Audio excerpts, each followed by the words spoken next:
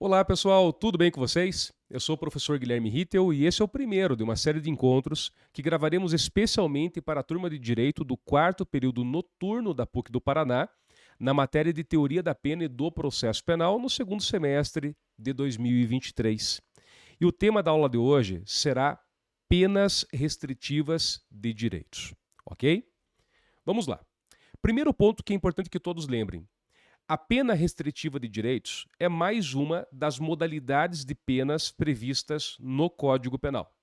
O Código Penal, no artigo 32, ele prevê três modalidades de pena. Nós temos a pena privativa de liberdade, que é inclusive aquela que estamos trabalhando em sala de aula com todo o processo de dosimetria, que é bastante longo. Nós temos a pena restritiva de direitos, a desse encontro, e ainda teremos a pena de multa, para a qual também será gravado um encontro só para ela. Tudo bem? Essas são as três modalidades de penas. E em relação às penas restritivas de direitos, o primeiro ponto que eu queria alertá-los é o seguinte: essas são as famosas penas, entre aspas, alternativas. Tá? Essas são as penas alternativas. Mas alternativa a quê, né? É uma alternativa à privação de liberdade. E é bem interessante que tem esse nome, pena alternativa, né, que tenha sido, né, utilizado. Por quê? Porque, como regra, os tipos penais vão trazer no preceito secundário, que é a previsão de pena, uma pena privativa de liberdade e ou multa. Repare que não há, como regra, a previsão de penas restritivas de direitos no próprio tipo penal. Não há. Então, por isso que ela seria uma alternativa, né? A gente vai ver que, inclusive, essa é uma das grandes características delas, né? Esse caráter da substitutividade. O juiz ele aplicaria uma pena privativa de liberdade e, eventualmente, se a pessoa preenchesse os requisitos, ele substituiria por uma pena restritiva de direitos. Tá? Então, nessa aula, a gente vai compreender quais são elas, quais são os requisitos, o critério de aplicação, como cada uma delas acaba sendo aplicada no caso concreto, tá? Então, né, o objetivo aqui é trazer um conteúdo bastante completo para todos vocês, com todos os aspectos. E, mais do que isso, para aqueles que eventualmente tiverem dúvidas, além da própria sala de aula, né, que vocês podem me perguntar sobre esse vídeo, aproveitem e usem aqui os comentários do próprio YouTube, né? Vocês podem escrever ali e eu, com o maior prazer do mundo, pode ter certeza, eu vou respondê-los. E se for algo que demande, de repente, um tempo maior, nada impede que eu grave um vídeo complementar explicando, né, ali, eventual pergunta que seja feita, tá? Vamos lá. Topograficamente, né, tentando identificar no Código Penal onde que a gente teria, né, essa previsão das penas restritivas de direitos. Pois bem, você vai encontrar a partir do artigo 43 e, em especial, veja, vou fazer uma transição de tela aqui, tá? Lá no título 5. Então, nós temos o título 5, que trata das penas. Aí o título 5 vai ser, né, separado em alguns capítulos. Nós estamos falando das espécies de pena. E aí vai ter uma seção para pena privativa de liberdade. A seção 2 aqui, você está vendo? Vou me apagar rapidinho. Está vendo aqui? Das penas restritivas de direitos. Voltei, tá? E tem a seção 3, que vai trabalhar com a pena de multa, ou seja, as três modalidades de pena que nós temos no Brasil, tá? Então, topograficamente, esse é o local e a matéria começa lá no artigo 43 do Código Penal. E eu aproveitei aqui também para preparar para vocês algo que normalmente não é visto, né? E muitas vezes as pessoas não têm muito cuidado, que é em relação à própria evolução, né, desse instituto dentro do nosso Código Penal ao longo do tempo. Olha só, em 84, o legislador passou a prever as penas restritivas de direitos como modalidade de pena, porque antes disso eram penas acessórias, enfim, não eram consideradas uma modalidade autônoma de pena. A partir de 1984, passaram a ser. E aí nós tínhamos as seguintes possibilidades. Olha comigo aqui, eu estou falando da primeira tabela, aquela no canto da tela. Nós tínhamos lá no artigo 43 a previsão de que as penas restritivas de direitos são, inciso 1, a prestação de serviços à comunidade, essa é uma das mais famosas que nós temos, né? Inciso 2, a interdição temporária de direitos. E inciso 3, a limitação de final de semana. Muito bem. Só que em 1998 houve uma grande alteração nessa seção que a gente está estudando. Até interessante porque alguns autores dizem que isso decorre de todo um movimento, de uma busca, né, de evitar aquela aplicação insistente, né, e incessante da pena privativa de liberdade para todos os casos, né? Então, uma tentativa do legislador de ampliar as possibilidades de aplicação de penas alternativas, de penas restritivas de direitos. Então, o que o legislador faz no primeiro momento? Ele aumenta a possibilidade, ele aumenta o leque de opções. Então, nós criamos, né, nós, enquanto, né, país, né, criamos novas penas restritivas de direitos no ano de 98, que são as mesmas que persistem até hoje e que estão nesse quadro que você está acompanhando aqui, ó. Então, quais foram as modalidades novas criadas? Veja, foi criada a possibilidade da prestação pecuniária. Aí muitos vão perguntar, professor, prestação pecuniária, que seria, né? Vou dizer, olha, é um pagamento feito em dinheiro. Há quem confunde, digo, mas então isso é multa? A gente vai ver, não é multa. Nessa aula mesmo, eu vou te explicar a diferença da prestação pecuniária para multa, beleza? Mas saiba que é um pagamento em dinheiro. Ainda nós temos a perda de bens e valores, uma espécie de um confisco. Senhor, mas eu aprendo que não há confisco no direito brasileiro, direito tributário. Pois é, mas no direito penal há uma espécie, né, que é essa, a perda de bens e valores. Veja que interessante que o legislador tentou inserir, tá, aqui, ó, a figura do inciso 3, o recolhimento domiciliar. Era para ser uma pena restritiva de direitos, mas não passou. Na época, o presidente da República vetou e o Congresso nunca derrubou esse veto. Inclusive, agora sim, errei a mão. Eu coloquei aqui, tá, um quadro que tem a razão do veto presidencial na época, tá? Basicamente, o que se entendeu é que o recolhimento domiciliar não tinha um caráter coercitivo, na visão do presidente à época, suficiente para a reprovação dessas condutas. E aí ele acabou vetando. O que é curioso. É curioso, porque no mesmo ano de 1998, eu já volto para essa tela aqui, tá? Mas vou passar uma para frente. Nesse mesmo ano, tá? Foi criada a Lei dos Crimes Ambientais. Está vendo aqui, ó? Também de 1998. Pois é, e na Lei dos Crimes Ambientais foi previsto o recolhimento domiciliar. E aqui não foi vetado. Então, né, enfim, não se sabe o motivo de não ter vetado aqui, mas ter vetado lá. Mas, de qualquer modo, voltamos à previsão originária. Nós temos aqui, né, a manutenção da prestação de serviços à comunidade ou entidades públicas, né? Então, aqui é uma manutenção, né? Até, deixa eu alterar aqui, ó, e fazer uma tabela de equiparação. Nós temos a interdição temporária de direitos e nós temos ainda a manutenção da limitação de final de semana. Tá? Então, o que foi criado de novo em 98 foi a prestação pecuniária e a perda de bens e valores. Tá? Essas são as espécies. Calma que nós vamos estudar cada uma delas. Então, veja, né? Sabendo que essas são as espécies, o recolhimento domiciliar era para ser uma sexta, né? Então era para a gente ter 6. Nós temos 5 porque o recolhimento domiciliar, como disse, foi vetado. A não ser que se trate, né? E eu coloco aqui, da Lei dos Crimes Ambientais. A Lei dos Crimes Ambientais, ela prevê, né, um artigo próprio das penas restritivas de direito. Ela indica quais são elas aqui, ó, no artigo 8º. E aí algumas são iguais às do Código Penal, outras não, né? Então, por exemplo, nós temos lá a prestação de serviços à comunidade, ok? Aqui a gente tem, né, uma equivalência com o Código Penal. Nós temos lá a interdição temporária de direitos, né, equivalente ao Código Penal. Mas nós temos ali a suspensão parcial total de atividades. Veja que essa, né, não tem uma equivalência ou, em tese, né, a interdição temporária de direitos ela traz a suspensão de atividades, mas enfim, né, o legislador ele quis criar uma modalidade própria, né, pelo menos, né, colocar um inciso próprio. Nós temos a prestação pecuniária. Tá? Nós temos a prestação pecuniária, que é equivalente. E a grande novidade realmente foi o recolhimento domiciliar, aqui passou. Né? Então, eu acho bastante curioso isso, né? Que nesse caso o recolhimento domiciliar realmente ele tenha sido, de fato, aprovado. Né? Ainda, pessoal, então, veja, né? A Lei dos Crimes Ambientais tem algumas peculiaridades.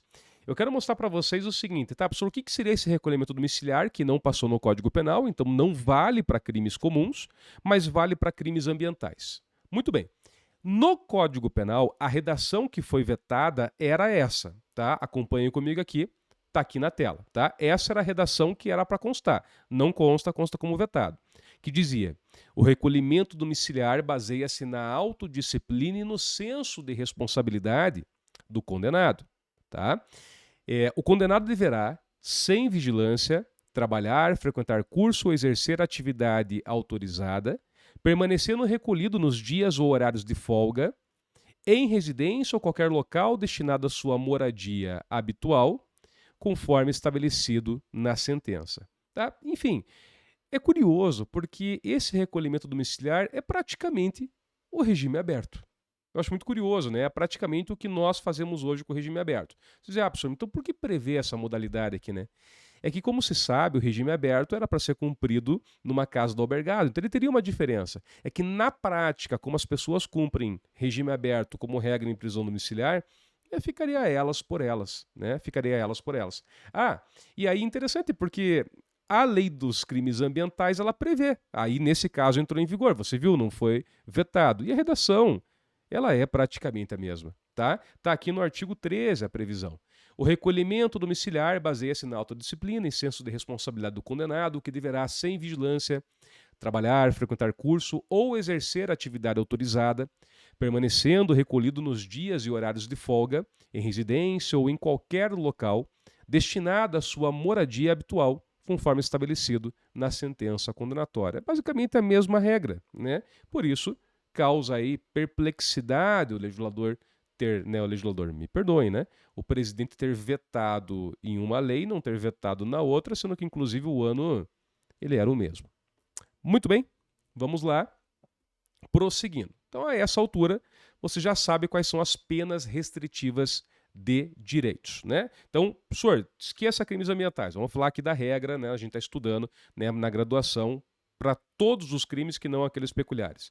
Então, prestação de serviço à comunidade, prestação pecuniária, perda de bens e valores, limitação no final de semana e interdição temporária de direitos, tá? São 5 as que prevaleceram. E aí vem a grande questão, tá? Mas quando que alguém teria direito, então, a essa pena alternativa, a essa pena restritiva de direitos, tá? E o primeiro ponto, antes de começar a falar sobre isso, é fazer um pedido para que você não confunda a pena restritiva de direitos, essa pena alternativa que a gente está estudando aqui no Código Penal, com aquela modalidade da Lei 9.099 de 95, que é a Lei dos Juizados Especiais, quando aplicada à transação penal. Porque existem alguns benefícios penais para evitar que a pessoa seja, inclusive, processada e que, dentre as regras do benefício, está a pessoa aceitar de forma imediata o cumprimento de uma pena, entre aspas, alternativa. Só que como naqueles casos, por exemplo, numa transação penal na Lei dos Juizados, a pessoa sequer foi processada, aquilo não é pena no sentido estrito. Tá? É um acordo, faz parte de uma condição de um acordo. No Código Penal, essa modalidade que a gente está estudando, ela é uma consequência para quando a pessoa foi condenada. Então, assim, embora possa parecer a mesma coisa, eu falo, embora para quem olha de fora, né, a pessoa não consiga identificar a diferença, né, ela está vendo duas pessoas, por exemplo, prestando serviço à comunidade, para nós, aqui, do ponto de vista jurídico, tem uma diferença. Porque em um caso pode ter alguém que foi condenado e o juiz, daí, na condenação, substituiu a pena privativa de liberdade pela restritiva de direitos, e tem outro que está só cumprindo um acordo. Tá? Então tem uma diferença importante. Nós queremos saber daqueles que foram condenados. Senhor, meu cliente foi condenado por um crime, morre de medo de ser preso. Quando que ele teria direito, então, de substituir a pena de prisão, a pena privativa de liberdade, pela restritiva de direitos, né? Então vamos lá, é isso que a gente começa a estudar a partir de agora, tá? Então aqui eu trago para vocês, mais uma vez, uma tabela comparativa, né, com a evolução da norma. Mas, se me permitem, eu vou focar na regra atual, né, no que nós aplicamos hoje, né, isso que te interessa, isso que você vai usar na tua vida prática, na prova da OAB, inclusive em concurso público. Então, olha só, o artigo 44, tá, que está aqui em cima, ele diz o seguinte: as penas restritivas de direitos são autônomas e substituem as privativas de liberdade quando... Então, o primeiro ponto que você tem que perceber aqui é o seguinte: existem duas características da pena restritiva de direitos e a doutrina ela trabalha com essas características, que é a autonomia e a substitutividade. Tá? Por que uma, por que outra? Então, vamos lá. Primeiro, eu vou começar pela substitutividade. Veja, ela é substitutiva porque, como regra, veja, o crime, o tipo penal que prevê um delito, ele não vai prever a pena restritiva de direitos? Então ela tem que surgir de forma substitutiva. Veja, você pega qualquer crime. Se eu fosse aqui abrir o Código Penal, vamos supor, deixa eu colocar aqui na tela para vocês. Professor, vamos falar do crime de estupro. Se bem que não foi um bom exemplo, porque o crime de estupro ele não vai permitir pena restritiva de direitos. A gente vai ver já já. Mas veja, a pena de reclusão de 6 a 10 anos. Né? Então, veja, não tem pena restritiva de direitos. Professor, péssimo exemplo. Dê um exemplo de um crime leve, né, para a gente poder discutir isso melhor. Beleza, vamos lá. Artigo 331 do Código Penal. Crime de desacato. Nós temos lá pena de detenção de 6 meses a 2 anos ou multa. Isso não tem pena restritiva de direitos aqui. Não é a regra. Existe uma outra exceção, mas a regra é que você não tem a pena restritiva de direitos no tipo penal, no preceito secundário. Tá? Tem exceção, por exemplo, o artigo 28 da Lei de Drogas, a conduta de ter droga para consumo próprio, ela prevê, tá? Mas é algo absolutamente raro. Né? Então, ela tem um caráter substitutivo, por quê? Porque vamos imaginar um caso de um desacato, como a gente tem aqui na tela. A pessoa ela praticaria o crime de desacato.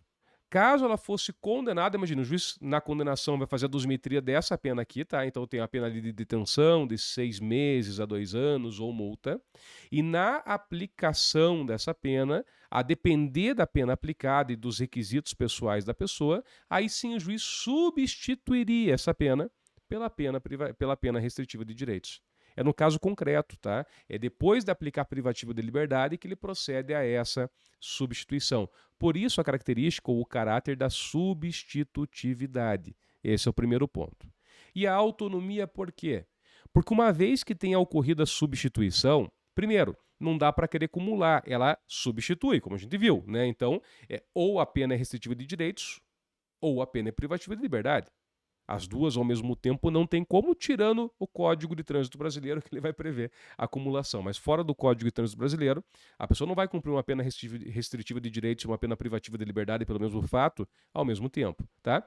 E aí ela tem esse caráter da autonomia, ela persiste por si só. E se a pessoa cumprir com essa pena alternativa que foi aplicada a ela, ao terminar o cumprimento, é declarada extinta a punibilidade dela. Então, essa é a primeira questão. Então, gravem isso. Ela é substitutiva e autônoma. Né?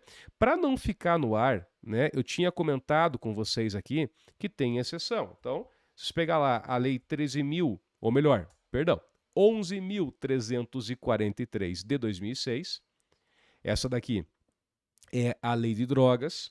Lá no artigo 28 da lei, tá? Quando ela trata da conduta de quem tem drogas para consumo próprio, ela vai trazer como pena a advertência, a prestação de serviço à comunidade, medida educativa de comparecimento a programa ou curso educativo. Então aqui tudo bem, mas é exceção, tá? Lembre comigo, isso é uma baita de uma exceção, tá bom? Bom, voltando para o artigo 44, porque a gente quer saber quais são os requisitos para aplicar a pena restritiva de direitos. Quais são eles, então? Veja lá, inciso 1. Eu posso aplicar a pena restritiva de direitos quando for aplicada uma pena privativa de liberdade, porque ela vai ter que substituir, né? Então, quando a pena privativa de liberdade, ela não for superior a 4 anos, tá? Perdão, que foi para frente aqui o slide. Quando ela não for superior a 4 anos, então ela pode ser igual ou inferior a 4 anos, e desde que o crime não tenha sido cometido com violência ou grave ameaça à pessoa, tá? Aqui é o primeiro detalhe, tá? O crime não pode ter sido cometido com violência ou grave ameaça à pessoa. Então não dá para falar em aplicação de uma pena restritiva de direitos, por exemplo, por um crime de roubo praticado com violência ou grave ameaça. Não dá. Tá? Porque é um crime praticado, repito, com violência ou grave ameaça contra a pessoa, e nós temos aqui uma vedação bem clara, tá? Trazida pelo legislador. Então a pena não pode superar 4 anos e também o crime não pode envolver violência ou grave ameaça. Inclusive, esse é um dos motivos pelos quais os tribunais superiores, incluindo o STJ, que sumulou a matéria, e eu vou trazer a súmula para vocês daqui a pouco, aqui nos slides, eles entendem que nos casos de violência doméstica e familiar contra a mulher, não cabe, tá, a aplicação da substituição por pena restritiva. Eles entendem que a pena restritiva não pode ser aplicada em se tratando de violência doméstica e familiar contra a mulher, e a razão de ser, tá? Inclusive da criação da súmula, é o artigo 44, inciso 1, tá? Artigo 44, inciso 1. Mas esse não é o único requisito. Também é importante o seguinte, em relação à pena, né? Professor, você falou que a pena não pode ultrapassar 4 anos. Sempre. E tem uma exceção, que vem na parte final, que é se o crime for culposo. Porque aí o próprio artigo 44, inciso 1, ele diz, né? Ou qualquer que seja a pena aplicada se o crime for culposo. Então, se for culposo, aí, né, não há nenhuma restrição. Não que seja comum, penas de crimes culposos não costumam ser muito altas, né? Mas ainda que a pena ela seja de 5, 6 anos, em tese caberia sim a substituição por pena restritiva de direitos, tá? Inciso 2, tem mais requisitos ainda. O réu, ele não pode ser reincidente em crime doloso. Aí depois, quem tiver curiosidade, quem gostar, compara com a lei antiga, né, com o modelo anterior, né, com a redação anterior. Antigamente o réu não poderia ser reincidente, não interessava em que tipo de crime. Tá? Poderia ser crime culposo, crime doloso. Agora não.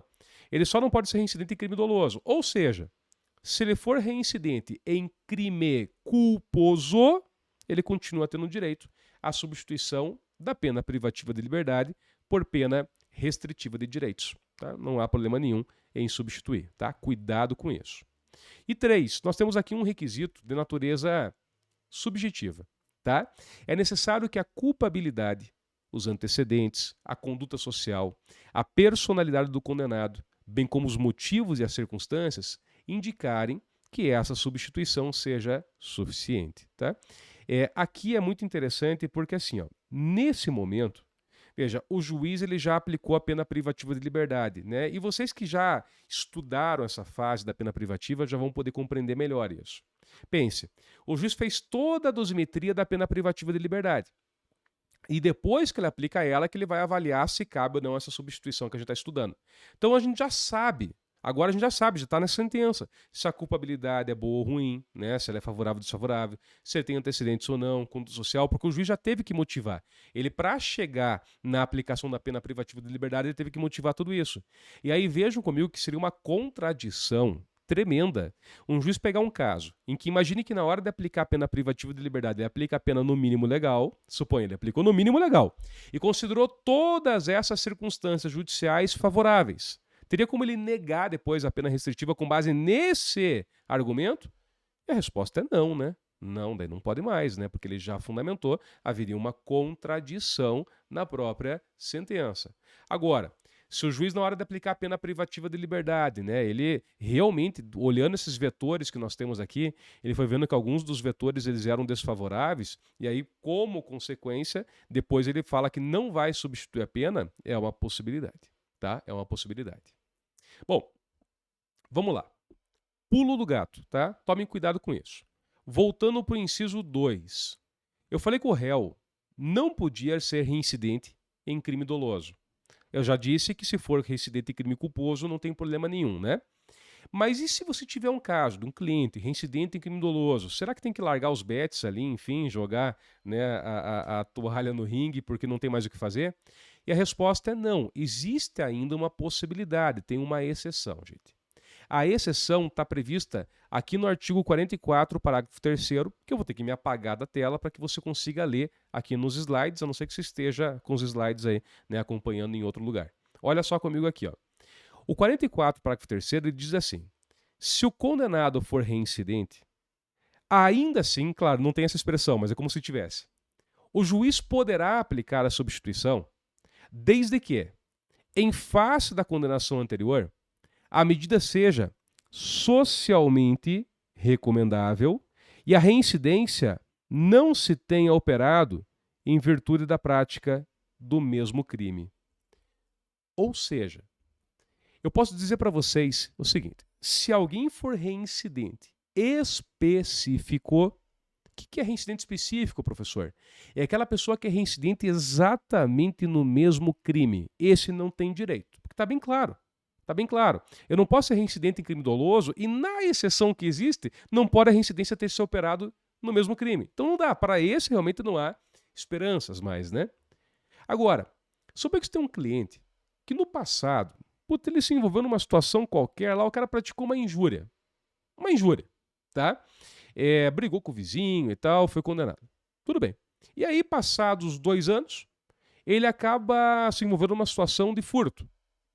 E acaba sendo condenado agora pelo furto. E ele é reincidente em razão daquela condenação já transitada e julgada pela injúria. Enfim. Veja, o juiz, quando analisar, ele vai dizer, olha, ele é reincidente e é reincidente em crime doloso.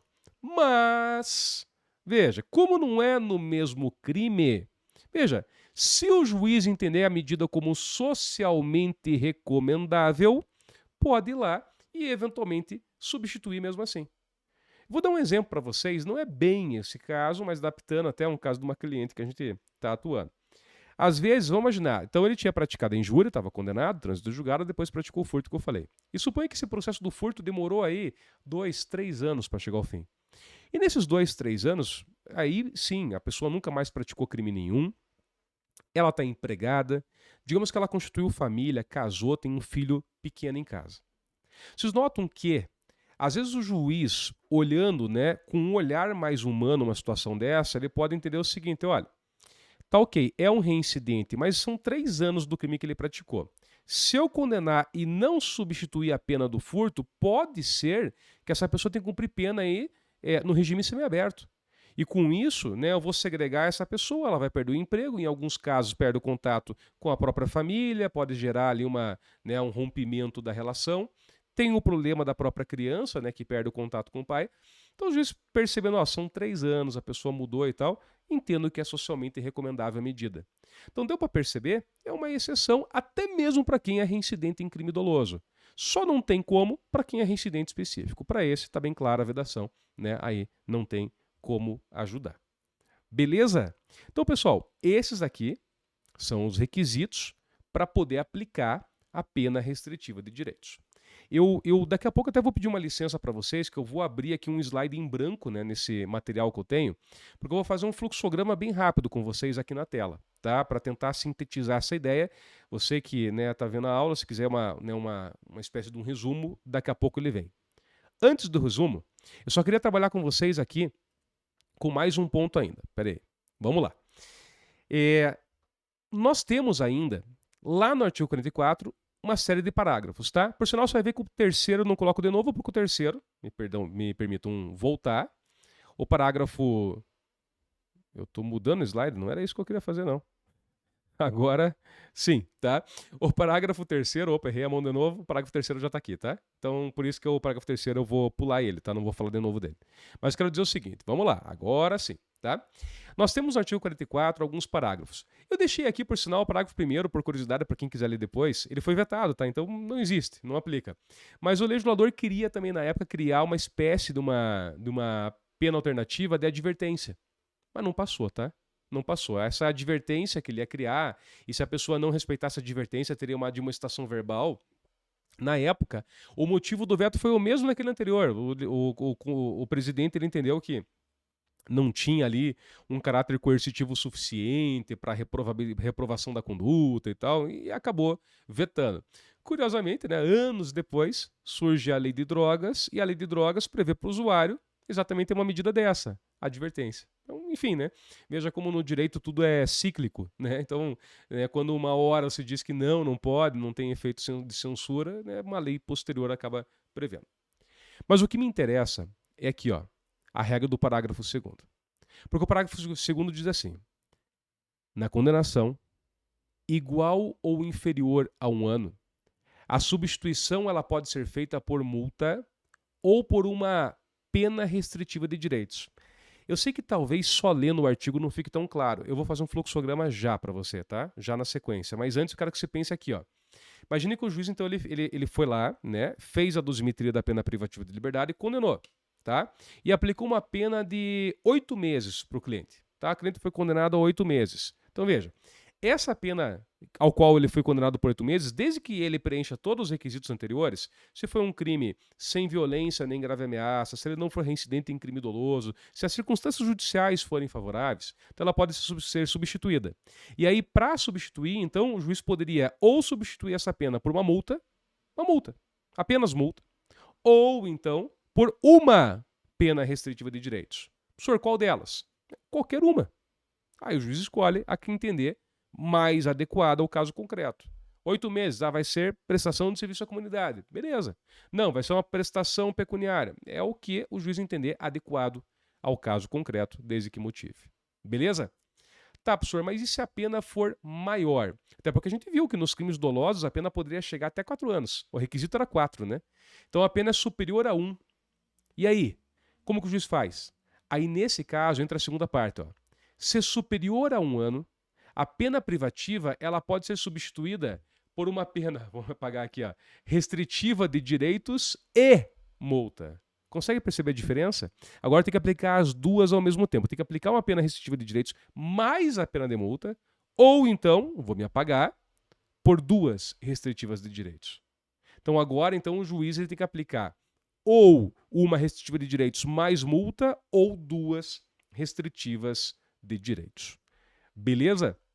Então esse foi o critério aí adotado pelo legislador. Então eu vou aproveitar esse dado momento aqui. Eu peço uma licença para vocês. Eu vou colocar aqui umas telas em branco na sequência do nosso material. Eu só quero deixar ela em branco também, só um minutinho. Prometo que será bem breve, bem rápido. Você diz, professor, você tinha que ter editado essa aula, aí não precisava fazer isso.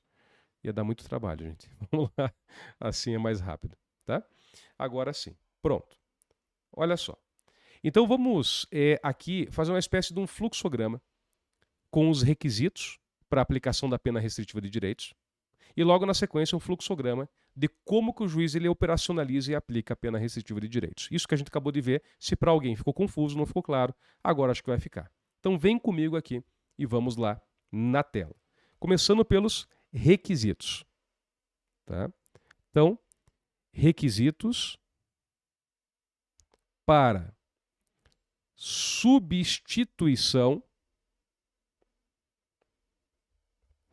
da PPL, pena privativa de liberdade, por PRD, pena restritiva de direitos. Vamos lá? Primeiro requisito. O primeiro requisito diz respeito à quantidade de pena, ao quantum de pena. E para analisar isso, eu preciso separar a análise entre crimes dolosos e crimes culposos, tá? Então eu tenho análise aqui entre crimes dolosos e crimes culposos. Porque se o crime for doloso, essa pena ela tem que ser igual ou inferior a 4 anos. Aqui uma curiosidade, lá na lei dos crimes ambientais, que eu mencionei antes, a lei ela fala que tem que ser menor do que 4. Aí exatamente 4, bateu nos 4 não dá mais, tá? Mas para os outros crimes, Código Penal geral, tá? Ele vai permitir que ela seja igual ou menor do que 4 anos. Por outro lado, em se tratando de um crime culposo, aí qualquer pena, né? Aí não tem restrição, poderia ser qualquer pena, tá? Então essa é o primeiro requisito. Segundo, tá? Isso sempre me perguntam em sala de aula, professor, todos ao mesmo tempo? Sim, todos ao mesmo tempo. Segundo requisito, tá? Esse crime tem que ter sido praticado sem violência, é um crime sem violência ou grave ameaça à pessoa. Tá? Um crime sem violência ou grave ameaça à pessoa. Se envolveu violência, já não haveria mais a possibilidade de substituição da pena privativa de liberdade por pena restritiva de direitos. Terceiro requisito, todos somados, lembrando mais uma vez. O terceiro requisito que nós vimos é que a pessoa ela não pode ser reincidente, então não reincidente. E se vocês me permitem, eu até já vou acrescentar aquela figura do parágrafo 3º aqui dentro, tá? Porque o parágrafo 3º é aquele que trouxe a exceção, falando, não, mas calma lá, mesmo que seja reincidente, desde que não seja no mesmo crime, e a medida seja socialmente adequada, né? Então, colocar assim, ó, não pode, aonde eu tenho vedação mesmo? Pro reincidente específico, esse eu sei que nunca vai ter direito. Então, não reincidente específico, tá?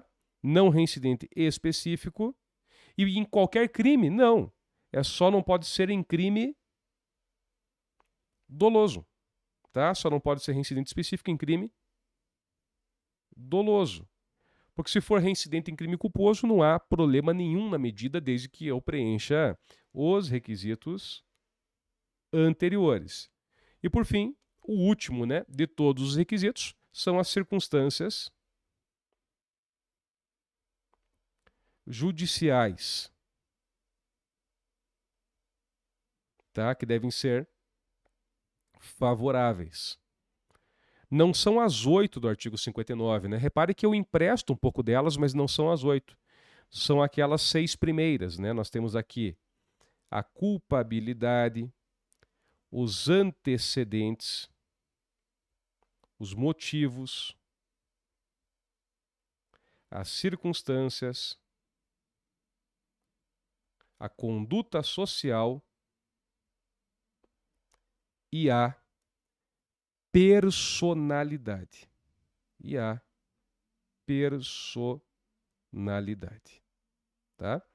Então é isso. E se você conseguir enxergar isso aqui, ó, que eu passei para o teu cliente, é porque o teu cliente tem direito à substituição da pena privativa de liberdade por pena restritiva de direitos. Beleza? E aí, a partir do momento que ele tem esse direito, ok. Agora a gente tem que ver o seguinte, então como que o juiz aplica? Então como que se dá ou qual é o critério de aplicação? Então estou mudando aqui o slide para que a gente possa falar agora dos critérios. Critérios de aplicação da pena privativa, ou melhor, da pena restritiva de direitos. E basicamente o critério, vocês vão ver para quem não tinha entendido antes como era simples, tá? O critério é em relação à pena. Então, se a pena que o juiz aplicou, ela é igual ou inferior a 1 ano, tá?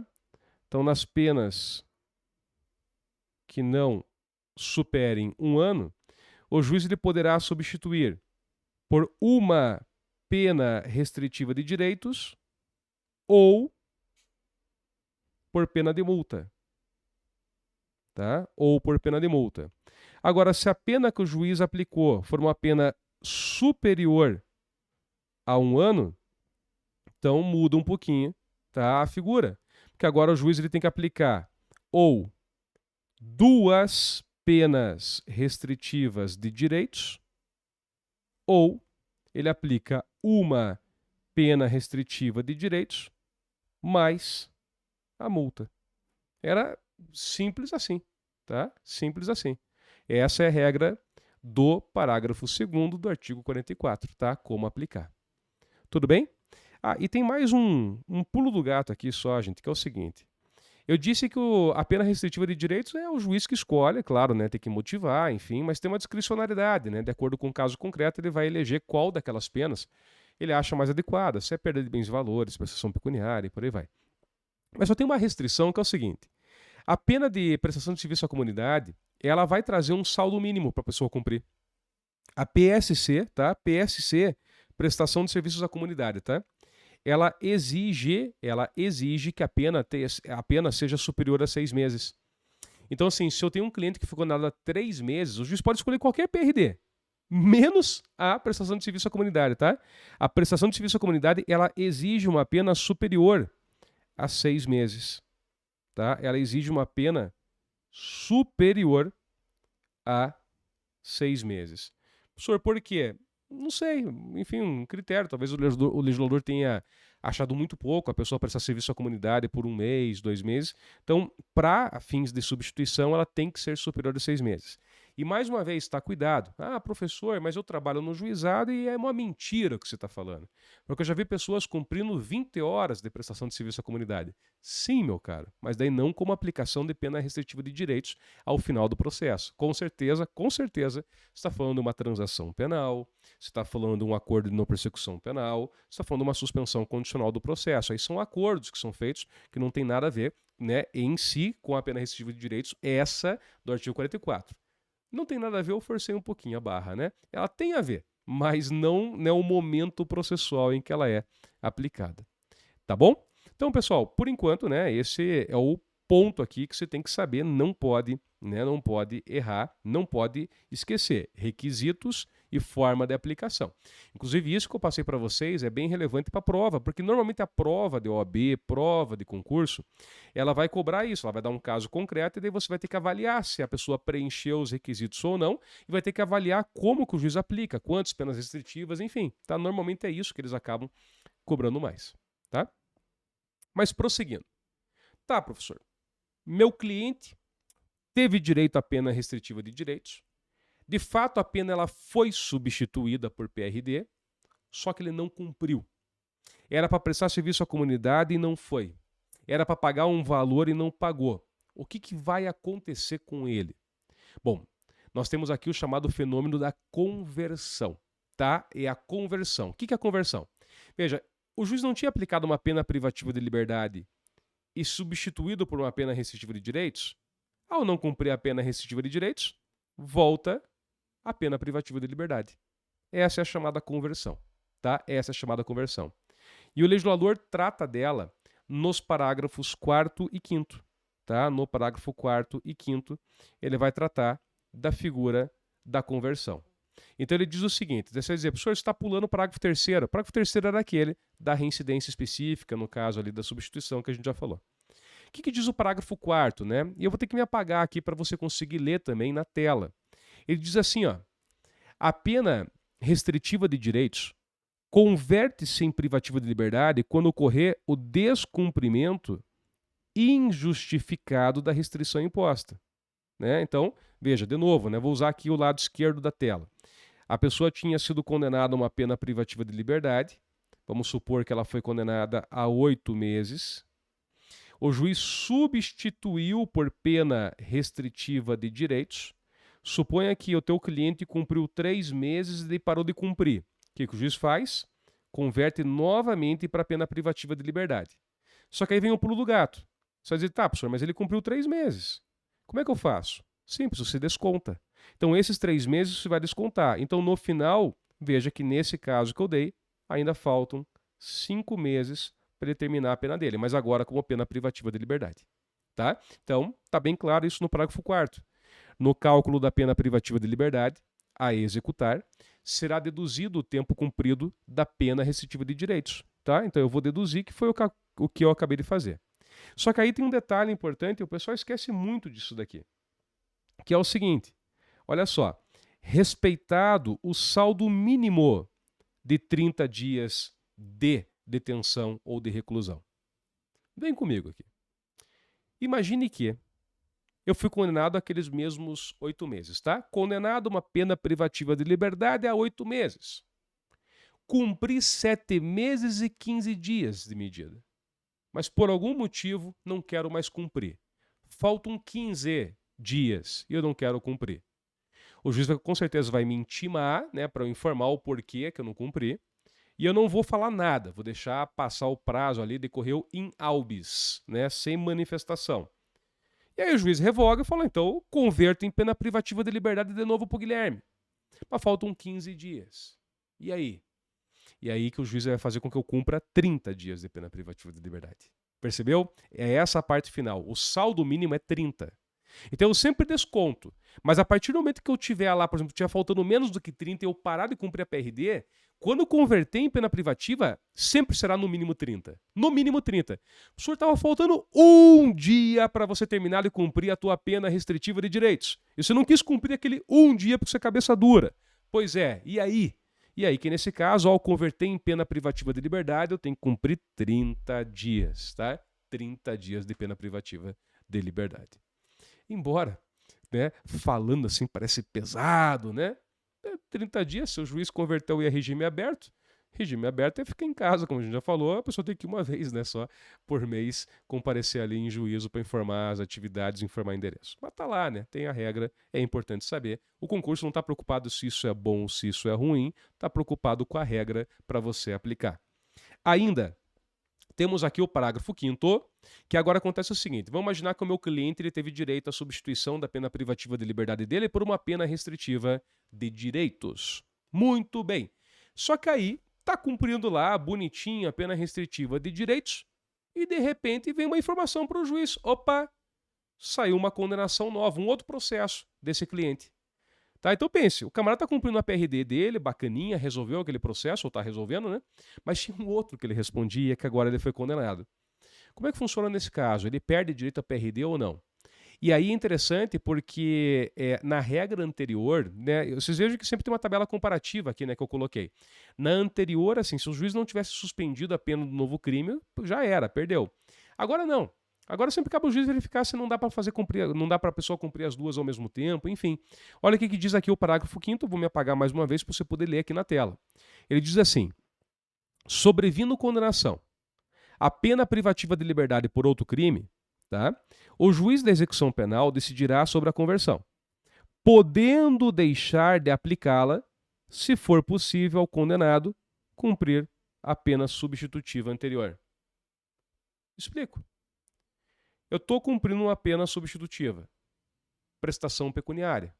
Pagamento em dinheiro. E aí surge uma condenação posterior que chega a conhecimento do juiz. Vou ser preso.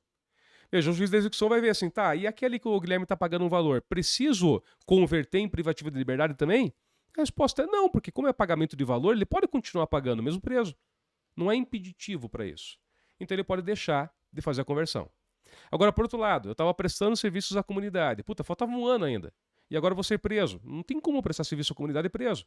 Então aí, como é incompatível, o juiz vai proceder à conversão. Então, esse ano que falta vai virar pena privativa de liberdade, vai somar lá com o tanto que eu tenho de cumprir pena pelo novo processo, e aí eu cumpro tudo a título de pena privativa de liberdade. Beleza? Tá? Então, aqui a gente fecha a análise, né, do parágrafo 5º. Ainda, pessoal, eu vou pedir um pouco mais de atenção de vocês, tá? Nós temos aqui 3 súmulas sobre a matéria que eu trouxe no material, eu acho importante ter conhecimento delas, tá? Nós temos uma súmula já um pouco mais antiga, a súmula 493, eu vou explicar o contexto dela porque era bem interessante. Ela diz assim: é inadmissível a fixação de pena substitutiva, é essa que nós estamos estudando, as penas alternativas, as penas restritivas de direitos, tá? Como condição ao regime, como condição especial ao regime aberto. É que assim, como você já viu comigo em sala de aula, o regime aberto ele acabou sendo desvirtuado nos últimos, não vou falar anos, né? Nas últimas décadas, pela ausência de casos do Obergado, enfim, então acaba que ficou um regime que sabidamente, né, não segue o que o legislador tinha idealizado para ele. E alguns juízes pensando nisso, falando, olha, não faz sentido, estou condenando a pessoa está passando a noite em casa e trabalhando de dia, como eu também.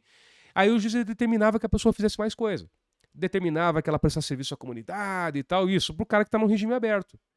E aí o STJ veio e falou, não pode, porque daí você está combinando duas penas diferentes. Meu caro, ou a pena é privativa de liberdade ou a pena é restritiva de direitos. Lembra do caráter da substitutividade e da autonomia? Não dá para querer misturar. Então, e vou falar para vocês, não é raro, tá? Isso daqui era muito comum encontrar em sentença. Né? Com a decisão do STJ, encerrou, não dá. Então, assim, é leve o regime aberto?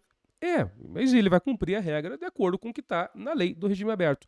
Não dá para aplicar pena alternativa. Porque se colocasse a pena, ou se aplicasse a pena alternativa, seria em caráter substitutivo. Aí não haveria mais regime aberto. Percebem? Eu teria substituído por isso. Não dá para fixar como condição do aberto. Continuando. Súmula 643. Essa é uma súmula recente, tá, do STJ, que diz assim: a execução da pena restritiva de direitos depende do trânsito em julgado da condenação. Né? Essa é uma discussão sempre importante. Imagine, meu cliente foi lá condenado, vai ter que prestar serviço à comunidade, mas eu estou recorrendo em favor dele. Basicamente, a ideia é bem simples. Depois de toda aquela discussão que já teve da pena privativa de liberdade, né, alguns anos atrás, acho que isso está todo mundo já, né, acostumado. Tem que haver trânsito em julgado, porque daí sim eu posso, né, reputar a pessoa como culpada e ela pode ter contra ela aplicada a pena. Tá? Então eu preciso do trânsito julgado. E ainda, pessoal, nós temos aqui a súmula 588 do STJ, que diz que, basicamente, em resumo, não é possível essa substituição por pena restritiva de direitos quando se tratar de violência doméstica e familiar contra a mulher, tá? No âmbito da Lei Maria da Penha. Então, a prática do crime de ou contravenção penal contra a mulher com violência ou grave ameaça no ambiente doméstico impossibilita a substituição. Impossibilita a substituição. Beleza? Bom, pessoal, não terminou. Eu estou vendo aqui que deu 49, quase 50 minutos de aula, né? Pela nossa experiência em cursinho e tal, né? Normalmente a gente fala, né, a gente faz gravações mais curtas, né? 20 minutos, depois, né, grava em módulos. E aqui eu estou fazendo uma aula só. Você que conseguiu ficar até aqui, eu vou te fazer uma sugestão.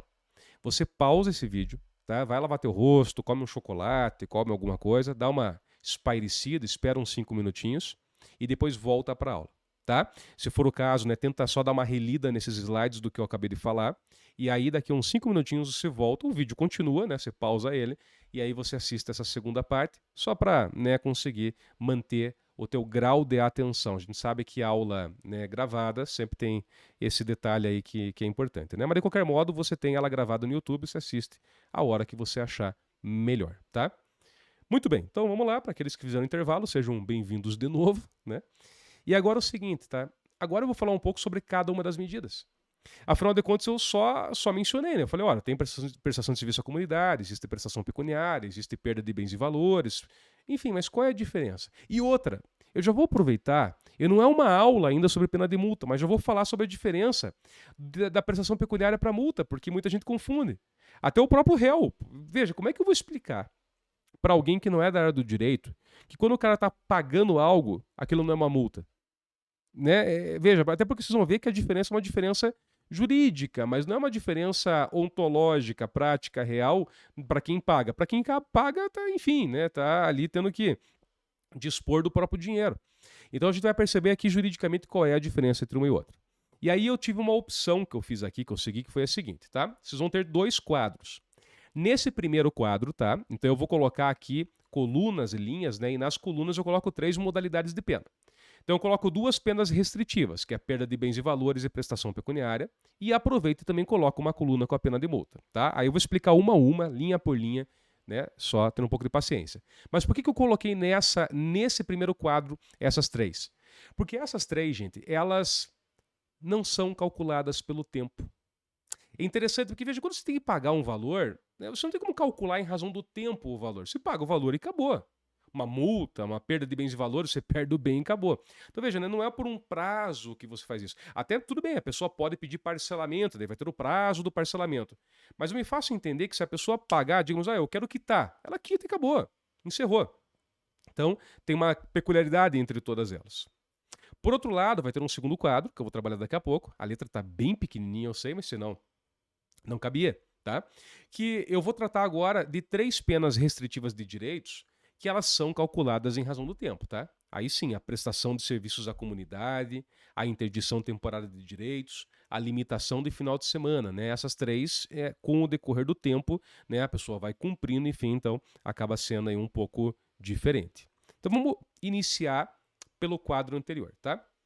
Vamos lá, gente. Linha por linha. Primeiro, quando eu falo em perda de bens e valores, prestação pecuniária e pena de multa. Primeira questão que eu quero saber delas, qual é a natureza delas, né?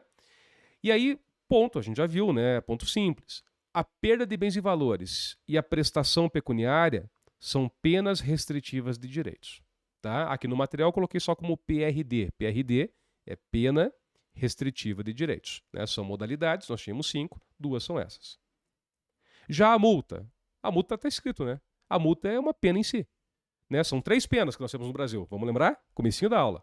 Ou eu tenho pena privativa de liberdade, ou eu tenho pena restritiva de direitos, ou eu tenho multa. Então a multa, ela tem uma natureza própria, tá? Eu estou colocando aqui, gente, pelo amor de Deus, hein? Eu estou colocando aqui só para comparar. A pena de multa não é uma pena restritiva de direitos. Tá bem claro, né? Natureza. Multa. Multa é multa. Né? Não tem como ser mais preciso do que isso. Continuando, gente. Aí uma diferença já. A destinação. Para onde vai esses valores, tá? E aqui se começa a entender aquilo que eu queria dizer antes, de olha, a diferença é mais jurídica, enfim. Então, para onde vai? Quem é o destinatário, né, desses valores? Então, veja, começando pela perda de bens e valores. Veja, quando a pessoa ela perde um bem, ela perde um valor, ou seja, uma espécie de um confisco, né? Imagina, o juiz confiscou o carro da pessoa. Esse carro, ele é direcionado, tá, ao Fundo Penitenciário Nacional. E aqui eu até destaco o nacional, porque com o passar do tempo, os estados criaram seus próprios fundos penitenciários também. Mas a perda de bens e valores é destinada ao Fundo Penitenciário Nacional. Tá? Ele funciona junto com o DEPEN, o Departamento Penitenciário, no âmbito do Ministério da Justiça. Tá? Então vai para lá. Não vai para a vítima, vai para o Fundo Penitenciário Nacional. Uma prestação pecuniária, por outro lado, tá?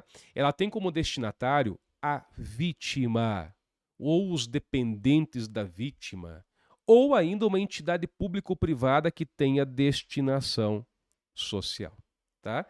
E aqui é complicado, gente, complicado. Mas vamos lá, é isso, né? É a vítima. A prestação pecuniária é um pagamento em dinheiro para ela, a vítima, ou os dependentes dela, digamos que a vítima tenha, né, falecido, ou ainda, se a vítima não quer falar, eu não quero esse valor dessa pessoa, né? Então, uma entidade pública.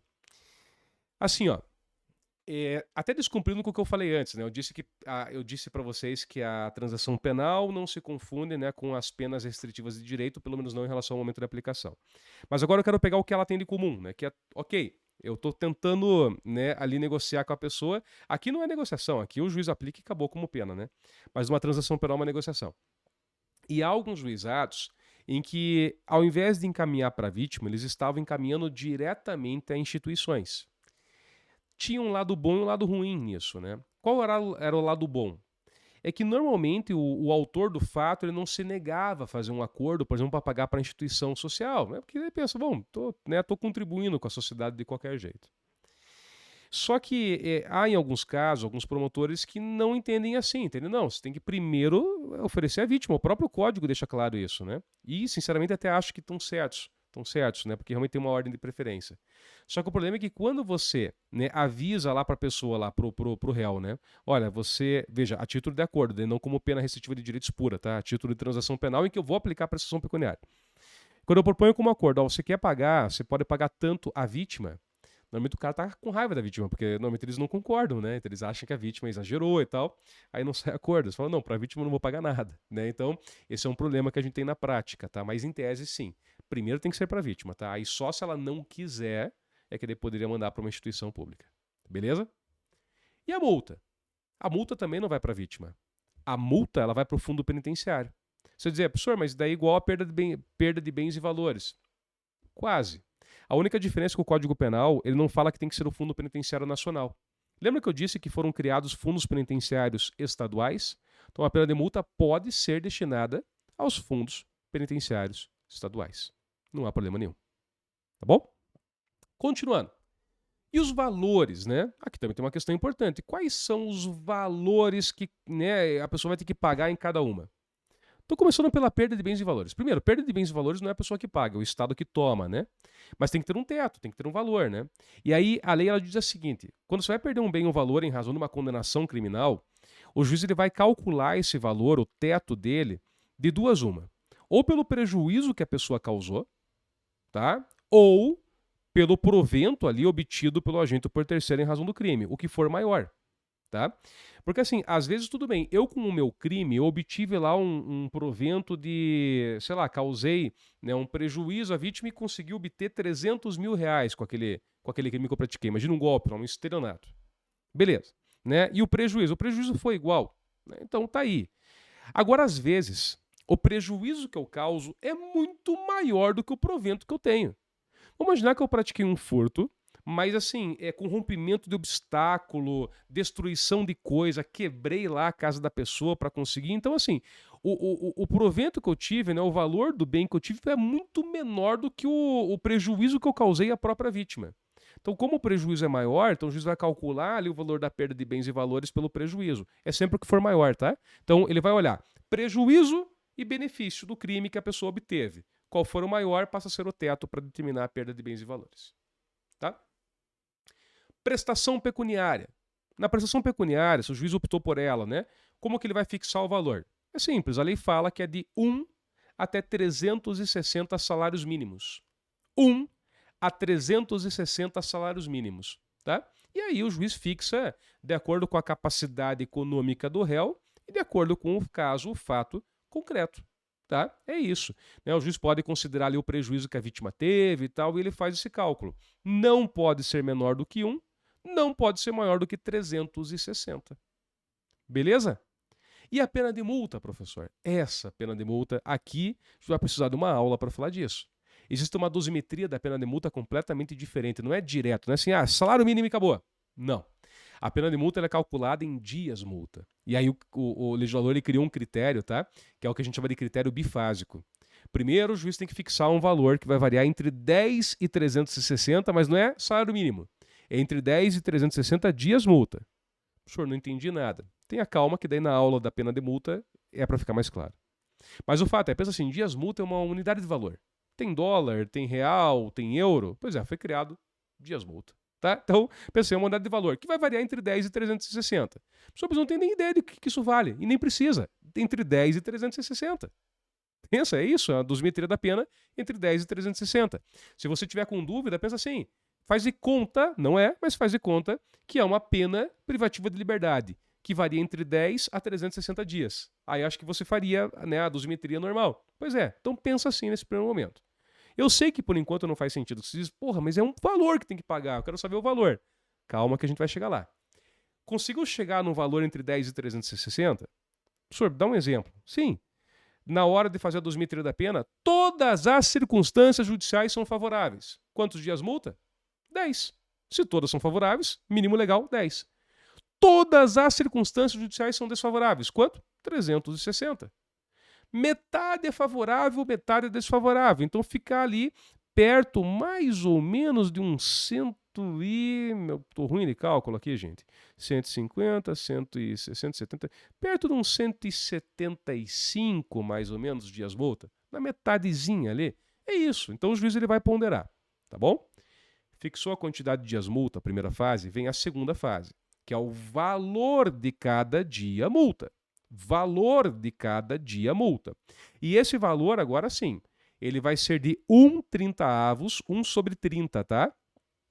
Do salário mínimo, no mínimo, até 5 vezes o valor do salário mínimo, no máximo, tá? E aí é de acordo com a capacidade econômica. Pô, a pessoa vive em estado de miserabilidade. 1/30, pega o salário mínimo, divide por 30. A pessoa é muito rica, né? Vamos colocar 5 vezes o valor do salário mínimo para ela. E aí o juiz vai ponderando no caso concreto. O cara tem uma condição boa, vamos colocar um salário mínimo mesmo, 2 salários mínimos para cada dia multa. E aí é simples. Aí então se o juiz fixou, vamos dar o exemplo do mínimo, tá? Ele fixou 10 dias multa.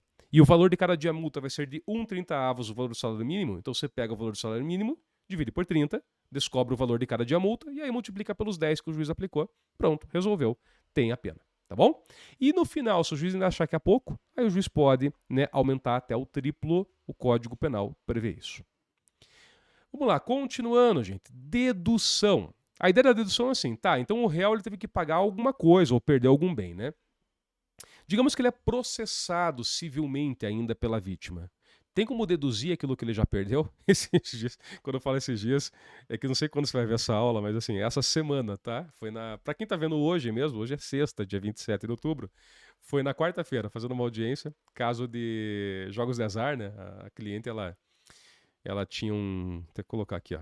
Ela tem um barzinho, né? E aí, puta, terceira vez que pegam ela com máquina de caça-níquel, essas coisas, né? E na última vez encontraram dentro da máquina 1.000 e poucos reais. 1.050 e tantos reais lá. E beleza, e ela estava na audiência e a gente estava fazendo um acordo. Era um acordo de suspensão condicional do processo, né? E a promotora tinha determinado que ela pagasse um salário mínimo. Aí ela tava louca, que ela não entendia por que ela não podia pagar um salário mínimo com aqueles 1.000 reais que estava dentro da máquina de bingo que encontraram lá, de caça-níquel, né? Que encontraram no bar dela, né? E eu tentava explicar falando, senhora, esse dinheiro a senhora perdeu, ele foi apreendido, né? O dinheiro do jogo, a senhora não pode pagar a pena com o próprio dinheiro do jogo, né? Enfim, ela tava difícil para ela compreender isso, né? Mas basicamente, veja, você tem um dinheiro ilícito, o que é ilícito se perde, né? Você tem que pagar com patrimônio lícito. Então, tá aí, né? Então não tem dedução em muitas vezes, né? Ela queria uma dedução, era isso, tá? Não dá. Mas vamos lá. Então, perda de bens e valores. Puta, pegaram meu carro. E aí, além de tudo, a vítima vai lá, me processa no cível, eu sou condenado. Tem como falar, opa, mas já perdi meu carro, valia tanto? Não, sabe por quê? Porque o dinheiro não foi para a vítima. Lembra que na perda de bens e valores o dinheiro foi para o Estado, foi para o fundo penitenciário. E aí já dá para entender que na pena de multa é igual. Tá? Na pena de multa, como o dinheiro vai para o Estado, né? Eu vou ter que me apagar aqui, ó. Então também não há dedução. A única dedução que existe é na prestação pecuniária. Por quê? Porque como a pena ela iria para a vítima, os dependentes, então aqui eu posso deduzir. Então, na prestação pecuniária, se eu já paguei para a vítima um valor, se eventualmente eu for condenado numa ação de reparação civil, sendo coincidentes os beneficiários, eu consigo deduzir, tá, o montante, né, do que eu já paguei. Então, né, acaba sendo justo, até para evitar enriquecimento sem causa. Tudo bem? Continuando, pessoal, até já eu olhei aqui de relance, vai ter um ponto que eu vou ter que alterar desse slide e já falo para vocês. O slide que está indo para vocês, com certeza vai ter uma alteração que não está aqui ainda. Mas continua. Dá para mudar essa medida durante o cumprimento dela? Que é a penúltima linha, né? O que eu quero dizer é o seguinte: o juiz determinou uma perda de bens e valores. Putz, eu não queria perder aquele bem, quero, né, trocar por outra medida. Como regra, não é o réu que escolhe, né? Então, não. Então, veja, não tem previsão de alterar a pena de multa, de alterar a perda de bens e valores. Mas a lei, ela prevê a alteração da prestação pecuniária. Ela prevê. Isso é interessante. Porque assim, ó, vamos imaginar, tá? Pensa, eu pratiquei lá um crime, fui condenado a uma pena privativa de liberdade, preenchi os requisitos, e o juiz substituiu por prestação pecuniária, tá? Ele determinou que eu pague lá 100 salários mínimos para a vítima. Só que eu tô quebrado, tá? Eu tô quebrado, passando por dificuldade, tenho filhas, enfim. E aí eu falo, né? Tento entrar em contato com a vítima e falo, olha, me quebra um galho, né? Eu não tenho condições de te pagar esses 100 salários mínimos, sei que tá com raiva de mim, mas é o seguinte, mas eu te faço outra coisa, sei lá, você tem jardim na tua casa, eu corto a grama para você por 6 meses, sei lá quanto tempo, sei lá, acho que eu exagerei aqui no tempo, mas enfim, eu proponho para a pessoa, não, se bem que 100 salários mínimos dá, né? Opa, aí é dá. Mas enfim, eu posso propor algum outro tipo de prestação. Veja, se a vítima concordar, e aí eu dependo da concordância da vítima, o juiz ele homologa. Então dá para mudar o tipo de prestação. Eu não sei se me fiz entender, porque a ideia é que a prestação seja em pecúnia. Pecúnia é dinheiro. Mas se eu não tenho condições de pagar aquele valor, eu posso tentar combinar com a vítima uma outra forma de prestação. Sei lá, vou pintar o portão da casa dela, né? Vou ajudar a passear com os cachorros dela, sei lá, alguma coisa que eu possa fazer para ela, né, que eventualmente me evite de tomar um dinheiro que talvez possa me fazer falta naquele momento. Se ela concordar, o juiz homologa, tá? Mas a vítima não é obrigada a concordar. Né? Até vocês podem imaginar, né? A gente tá falando de processo penal, né, gente? Então, às vezes, a vítima não quer ver a pessoa pintada de ouro, né? Tá com raiva da pessoa, ao contrário, não quer nem que ela se aproxime. Aí, obviamente, não vai ser possível essa substituição. E, por fim, o que acontece se a pessoa não cumpre qualquer dessas medidas? É aqui que vem agora o pulo do gato. Porque a gente já viu isso, né, na aula de hoje. Numa pena restritiva de direitos, se a pessoa não cumpre, ocorre o fenômeno da... Tentem lembrar. Se não lembrou, depois revisa o material. Conversão. Se a pessoa ela vai lá, tá? Ela está cumprindo uma pena restritiva de direitos. Se ela não cumpre de forma injustificada, o juiz converte para pena privativa de liberdade de novo. Então, em todas as vezes que for falar de pena restritiva de direito, sempre a resposta vai ser a mesma. Ao não cumprir, converto em pena privativa de liberdade. A exceção é a pena de multa, que não é uma pena restritiva de direitos. A pergunta é, professor, quando a pessoa não paga uma pena de multa, o que eu posso fazer? Tem como converter a pena de multa em pena privativa de liberdade? Posso prender a pessoa por não pagar a pena de multa? E eu respondo, não dá. Primeiro que a pena de multa não é substitutiva nessa hipótese de pena específica que a gente está estudando. O que eu posso fazer com quem não paga a pena de multa? Ela vira dívida de valor e eu posso executar. E é aqui que eu vi o material, ele está com um pequeno equívoco, porque ele está ainda escrito com base no entendimento anterior, chegou até a ter súmula da STJ, mas já mudou. O entendimento é que quem executa a pena de multa é o Ministério Público, tá? Aqui estava constando Fazenda Pública, esqueça isso, Fazenda Pública não executa mais, tá? O Supremo entendeu que pena de multa tem natureza penal e por ter natureza penal, a execução cabe ao Ministério Público. Beleza? Então, ao contrário das outras que eu converto em pena privativa de liberdade, a multa é a única que, ao não ser cumprida, eu vou, tá, considerá-la dívida de valor e vou executar o valor daquela pena de multa. Maravilha? Então vamos lá, gente. E agora eu passo para a segunda tabela comparativa. Agora eu vou falar um pouco sobre prestação de serviço à comunidade, interdição temporária de direitos e limitação no final de semana. Então, a essa altura você já sabe que perda de bens e valores é um confisco de um valor lá, né? O valor vai ser de acordo com o prejuízo ou o ganho que a pessoa teve, o que for maior, né? Vai para o fundo penitenciário. Você já viu que a prestação pecuniária é um valor que você paga para a vítima, dependente ou uma instituição, né, pública ou privada assistencial. Você já viu que a prestação pecuniária varia de 1 até 360 salários mínimos, né? Que dá para substituir essa prestação pecuniária se a vítima concordar por outro tipo de prestação e assim por diante.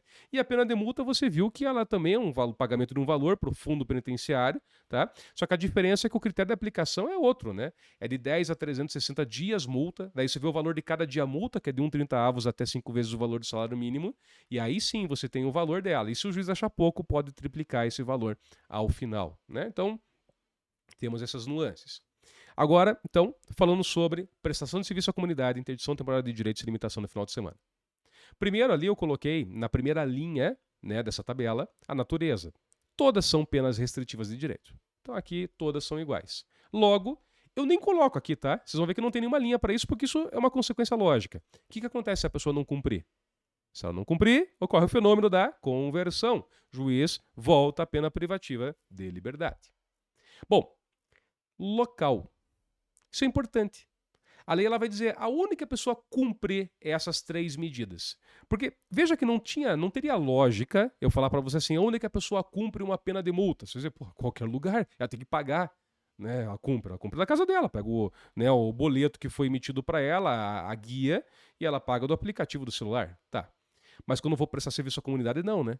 Então onde que eu cumpro? E aí a lei diz, são entidades assistenciais, hospitais, escolas, orfanatos e outros estabelecimentos congêneres em programas comunitários ou estatais. É comum que essas entidades, instituições, elas tenham um convênio com o juízo para que a gente tenha um controle, tá? Porque já aconteceu antigamente, assim, às vezes a pessoa ela ia prestar serviço à comunidade e ela escolhia uma instituição que não tinha convênio com o juízo, e às vezes era um amigo, e a pessoa nem ia, e a pessoa falava, não, ele veio, cumpriu e tal. Então hoje não é assim, tá? Hoje tem todo um controle por parte do judiciário, tem assistentes sociais que acompanham essas instituições, que é para que a coisa seja séria. Cumpriu, eles informam, não cumpriu, eles vão dizer, olha, não cumpriu, não compareceu e tal, tal, tal. Beleza?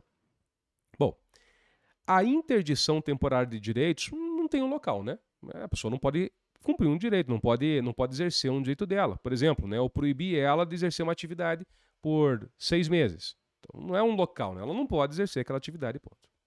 E a limitação do final de semana, né? A gente vai entender isso daqui a pouco, né? Mas até a pessoa pergunta, essa daqui é que acho que gera mais dúvida, né? O que é isso, né? Limitação de final de semana. Pessoal, a limitação de final de semana é uma hipótese em que a pessoa, nos finais de semana, né, nos sábados e domingos, ela vai ter que frequentar cursos, palestras na casa do albergado. Casa do albergado ou outro estabelecimento adequado. O problema e aonde que a gente tem casa do albergado, né? Então aí já dá para imaginar o porquê que é muito raro os juízes se utilizarem dessa medida. Como na maior parte dos municípios não há casa do albergado, não é comum juízes, né, aplicarem a limitação no final de semana, eles preferem aplicar as outras medidas. Da minha experiência pessoal, assim, a prestação de serviços à comunidade, a prestação pecuniária é o que conduz o dia a dia nosso na advocacia e aí a atividade do judiciário, né, enfim. Continuando, prazo. Todas essas medidas elas são calculadas agora sim em razão do tempo, né? Há um período pelo qual a pessoa vai ter o final de semana limitado, há um período pelo qual ela vai ter ali um direito interditado, há um período no qual ela vai prestar serviço à comunidade. Então eu começo falando de prazo mínimo, tá? Tem um período mínimo e a única medida que tem período mínimo é a prestação de serviço à comunidade. Até eu tinha comentado antes, né, quando eu falei sobre o critério de aplicação da PRD, a prestação de serviço à comunidade, tá? Ela tem um prazo mínimo de 6 meses. Não significa que pessoa, então se ele foi condenado a 3 meses, daí eu aplico prestação de serviço à comunidade por 6? Não, não é isso. Quero dizer o seguinte, se a pena for menor do que 6 meses, nem dá para aplicar a prestação de serviço à comunidade. Tá? Então ela tem que ser maior do que 6. Ok, foi condenado a 6 meses e 15 dias. Beleza. pode aplicar a prestação de serviço à comunidade, ele cumpre por esse período. Tá bom? Se for menor, não dá. É a única. As outras não têm prazo mínimo. Tá, professor, não tem prazo mínimo, mas qual é o prazo? Quero saber então o prazo real. Vamos lá. A regra é assim, é o mesmo tempo da pena privativa de liberdade. Se teu cliente foi condenado a 3 anos, ele vai ter que prestar serviço à comunidade por 3 anos. Ele vai ter um direito interditado por 3 anos. Ele vai ter os finais de semana limitados por 3 anos. Percebem? Então, a regra é que seja a mesma duração da pena privativa de liberdade. Ponto. É simples. E aí há não é nenhuma exceção, há uma benesse que o legislador lhe deu no caso da prestação de serviço à comunidade e só ela. Porque a prestação de serviço à comunidade funciona assim, ó. A pessoa ela vai cumprir 1 hora por dia de condenação de prestação de serviço à comunidade. Então, Guilherme, você foi condenado a 180 dias, 6 meses, deu 180 dias de pena. Então, eu vou ter 6 meses e 15 dias, né? Deu 195 dias de pena. Quantas horas de prestação de serviço à comunidade eu vou ter que cumprir? Vou ter que cumprir 185 horas de serviço, 195, né? Eu até me perdi aqui no cálculo, perdão. Mas é isso. A mesma quantidade de dias é a quantidade de horas. Então, basicamente, a prestação de serviço à comunidade é 1 hora para cada dia de condenação. E aí a benesse que eu disse é o seguinte, vamos imaginar que a pessoa ela decida assim, olha, mas eu não vou trabalhar 1 hora, eu vou trabalhar 2 horas por dia. Se ela trabalhar mais do que 1 hora, ela pode descontar. A lei permite que ela reduza pela metade o tempo de pena. Tá? Então ela vai ter que cumprir 2 horas. Professor, mas daí ela pode querer cumprir 3 horas por dia? Veja, ela pode 3 horas, mas não que ela vai, né, diminuir em 3 vezes a pena, porque no máximo ela consegue reduzir pela metade. O que pode acontecer é assim, a pessoa não tem como trabalhar na segunda, terça, quarta. Daí quinta, sexta ela consegue. Então na quinta e sexta ela faz 3, 4 horas. O importante é o seguinte, ela tem um número X de horas para cumprir naquele número X de dias, tá? Se são 195 dias, ela tem que cumprir as 195 horas em 195 dias. Ela pode querer cumprir isso 1 hora por dia, ou ela pode falar assim, olha, eu vou aproveitar e nos primeiros 6 meses eu vou cumprir todas as 195 horas, a lei prevê. Então, daí ela consegue reduzir pela metade, tá?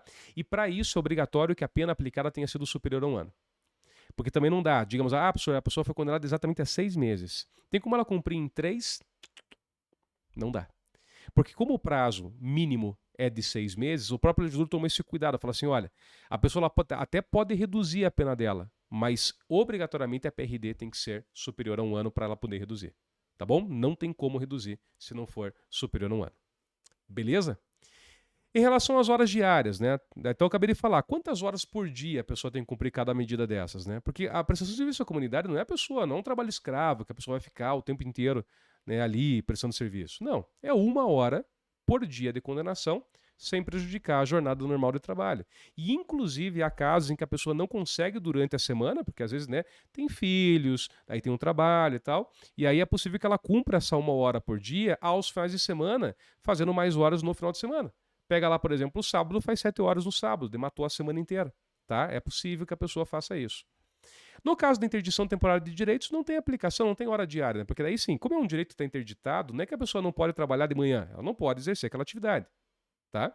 E por fim, a limitação do final de semana. Lembra que eu falei que a pessoa vai frequentar cursos, palestras aos finais de semana, né, ali nos sábados e domingos? Pois bem, são 5 horas por dia. Imagine, né? É pesado, né? Se for pensar. Pesado. Óbvio, né? Você vai dizer, professor, é um crime, professor. Tá, eu sei, mas né, dentro dos crimes aí que tem penas menores, né? Se perguntar para mim, o que você prefere? Prestar serviço à comunidade ou limitação no final de semana? Eu ainda dizia assim, para mim eu ia preferir pagar um valor. Se não tivesse a opção, serviço à comunidade, que pelo menos escolhe o horário. Porque ficar 5 horas no sábado e 5 horas no domingo, tá? Seria, né, bem mais gravoso do que a primeira que eu falei, né? E por fim, tá, professor, em que consistem essas tarefas, né? Então, assim, a prestação de serviço à comunidade, o nome já diz, são tarefas gratuitas, a pessoa não vai receber pela execução delas, tá? Ela não recebe nada. E por isso mesmo que é 1 hora por dia para não prejudicar o trabalho dela, né? Em relação à interdição temporária de direitos, nós temos algumas medidas aqui, eu vou ter que me apagar da tela para que você possa conferir, tá? Quais são as possibilidades de direitos que podem ser interditados? Então, primeiro nós temos a proibição do exercício de cargo, função, atividade pública, bem como de mandato eletivo, tá? Pelo tempo de pena. Normalmente, as próprias leis que geram essas proibições também elas já trazem de forma específica. Temos ainda a proibição do exercício de profissão, atividade ou ofício que dependam de habilitação especial, de licença ou de autorização do poder público. A suspensão de autorização ou habilitação para dirigir veículo, a proibição para frequentar determinados lugares e, por fim, né, uma medida é a proibição de inscrever-se em concurso, avaliação ou exame público. Tá?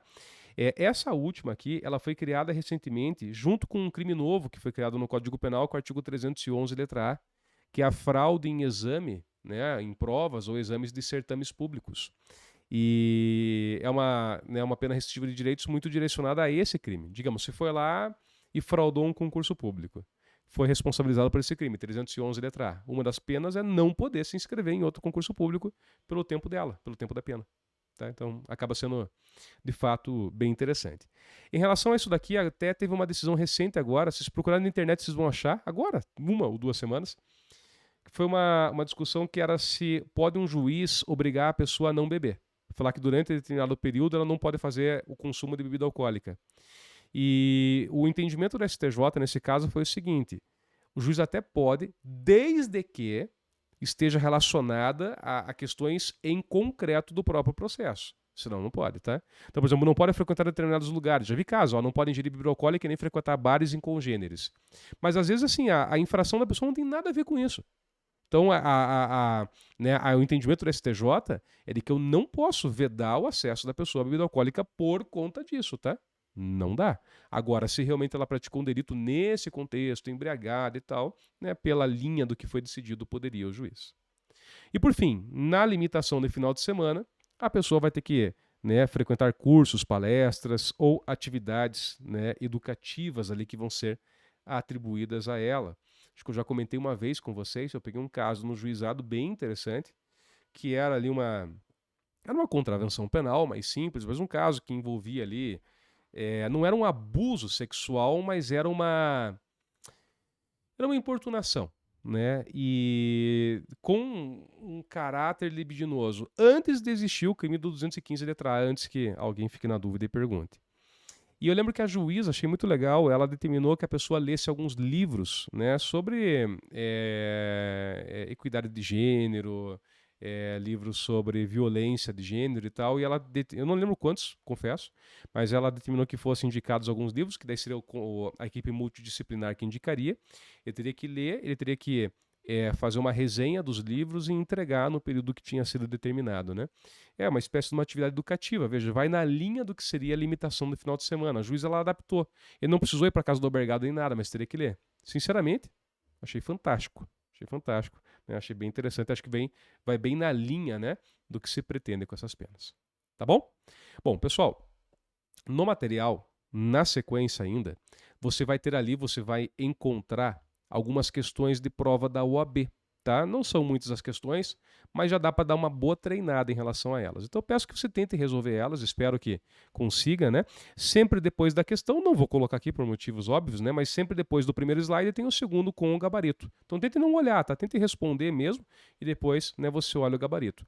E se porventura acontecer de você ficar com dúvida em algo, você tem 2 opções. Você pode me perguntar em sala de aula ou você pode escrever aí nos comentários do YouTube, né, me perguntando sobre esse tema. Tá bom, gente? 1h22, 23 minutos, ficou longa a aula, né? Depois até vocês podem me dar um feedback. Eu quis fazer, claro, que tem mais uma natureza de aula de reposição do que um vídeo para YouTube. Não era esse o meu propósito aqui, né? Mas se vocês preferirem que nas outras aulas eu fracione, faça bloco, assim, ó, gravo 20 minutos, daí subo, 20 minutos, subo, 20 minutos, subo, para você com vídeos diferentes. Me digam se faz diferença isso, ou se você pausa o vídeo e vê depois. Né? Para mim, esse feedback é importante, porque não me dá trabalho nenhum de parar o vídeo aqui, faço uma despedida e inicio um vídeo novo, né, para subir depois ele em separado. Tá? Daí vocês me avisam isso. É isso. Pessoal, muito obrigado, tá? Fiquem todos com Deus. Bons estudos para todos vocês e até a próxima oportunidade.